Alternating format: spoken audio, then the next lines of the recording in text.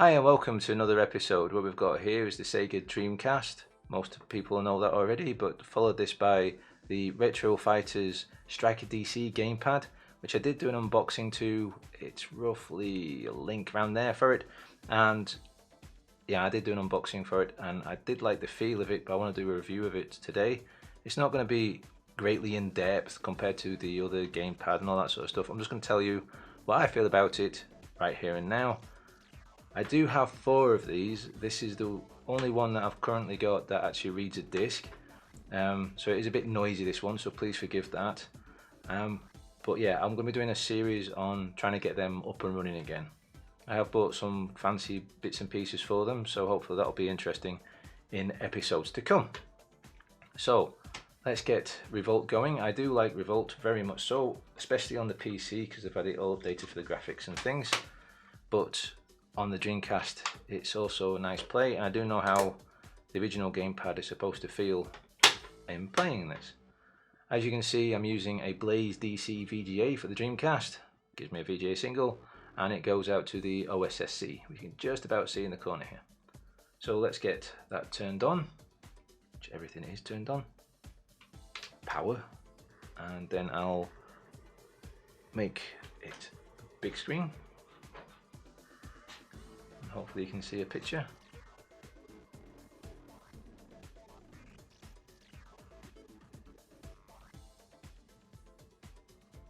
And this is where it's been annoying. Why is it not showing a picture?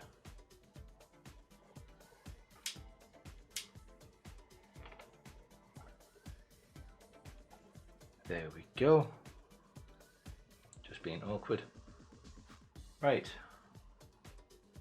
As you can see, my Dreamcast is ran out of battery for the internal battery. Not used it in quite a while, but also it probably needs a replacement, so that's another mod thing that I'll be doing. I know there's been like a new way of doing it, but I'm going to do it the old way. But we don't really need the date and time at the moment. You probably can hear the wonderful noises of the fan and the whiz of the drive, but it does actually work, which is nice. So let me hold this gamepad in shot so you can see the smiley face that it's doing at the moment while it boots up.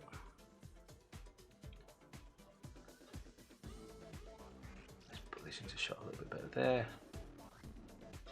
I know I'm cutting off a bit of a corner of the screen, but it's just the way that things are. So it beeped there, showing the RV for Revolt. Press start. Start a race. Single race. Yeah, let's mess around and delete all that up, and then put in my username that I like to have, which is Fairfight14, but there isn't enough letters for that, so I should just put FF because it doesn't have the numbers. I'll put end, and then let's just start off with the basic car and everything on the first level.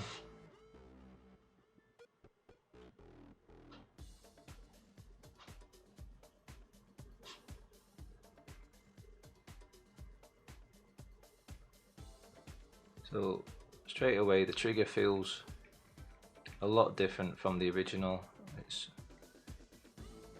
With this game it doesn't really matter because all you've got to do is pull the trigger and get going, but the resistance level is a bit different. As in, I can slow the car down by only half pressing it and things, but it does feel different than the original, which is fine. It's just something I have to get used to.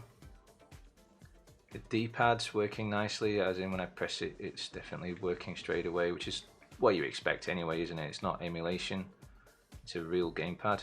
Now what's the button to flip? There we go.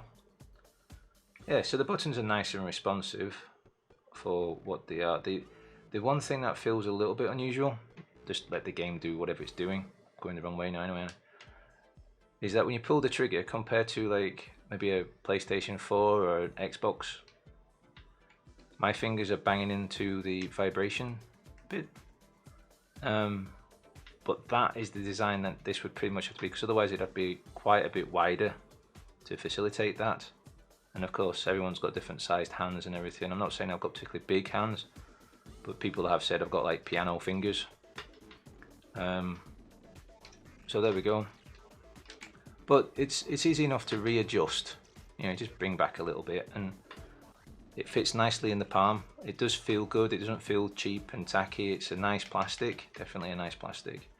The way that they have cut the slot for the little window, that's for the VMU. That is nice, because at this angle I'm getting to see the whole thing, even for me. So for me, this is, for my level of eye right now compared to seeing that screen, it's nearly 90 degrees, and yet I can see all of it, whereas on the other gamepad I wouldn't quite see it. I realised I could do the turbo button and things, but I don't need that in this game. But I bet that plays fine with the turbo buttons. Where am I going now? I need to go over here, don't I? I was too busy looking at the gamepad. Normally I play this a lot better than this.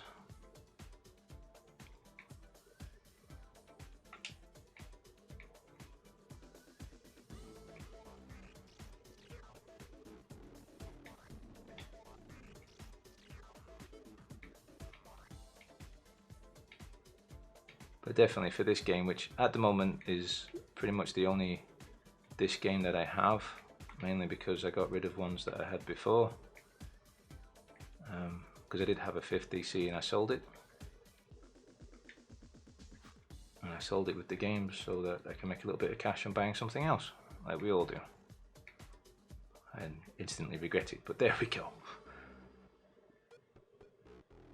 So what else we're going to say about the DC? As I say, not DC, this gamepad, yeah, it feels nice the way that my fingers are hooking underneath and going down this bit here, you know, and on the other side. That feels nice and comfortable.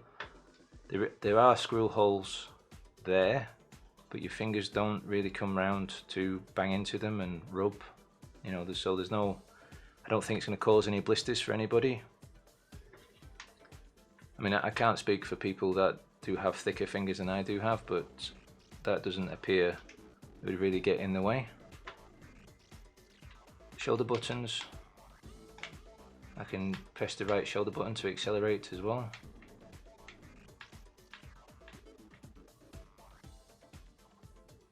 Of course, I've done horribly bad in this game now because I wasn't watching what I was doing.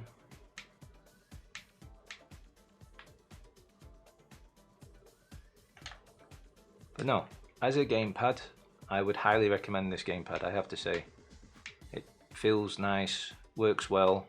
Sure, the triggers are a little bit to get used to because if I press it ever so slightly. See, I'm not going at full whack, but I am moving.